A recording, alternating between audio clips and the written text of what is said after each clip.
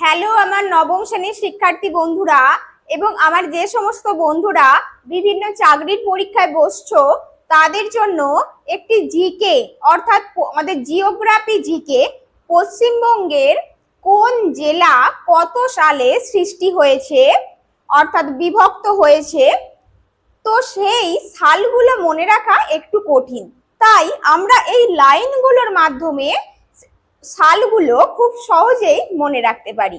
চলো আমরা দেখে নিই। দেখো, ৮৬টি পরোটা খেয়ে ৯২ জন দিনমজুর দুই মেদিনীপুরে গেল। তাহলে এই লাইনটার মাধ্যমে আমরা দেখো ৮৬টি মানে ১৯৮৬। ১৯৮৬ সালে পরোটা থেকে মনে রাখবে পরগনা, অর্থাৎ উভয় পরগনা, উত্তর ২৪ পরগনা এবং দক্ষিণ ২৪ পরগনা, এই দুটি জেলা বিভক্ত হয় ১৯৮৬ সালে। পরবর্তীতে দেখো ৯২ জন দিনমজুর, দিনমজুর, এই যে দিন, দিন কথাটা এখান থেকে আমরা মনে রাখবো দিনাজপুর। তাহলে ১৯৯২ সালে আমাদের উত্তর দিনাজপুর এবং দক্ষিণ দিনাজপুর এই দুটো জেলা সৃষ্টি হয়, যেটা পশ্চিম দিনাজপুর নামে পরিচিত ছিল।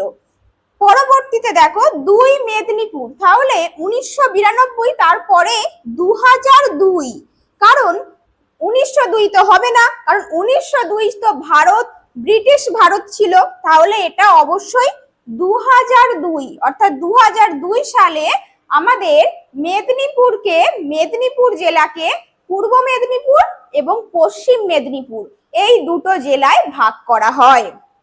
এবং শেষ লাইন দেখো, ১৪টি মেদিনীপুরে গেল, সেখানে দেখলো ১৪টি জলপাই নিয়ে আলিবাবা দুয়ারে বসেছে।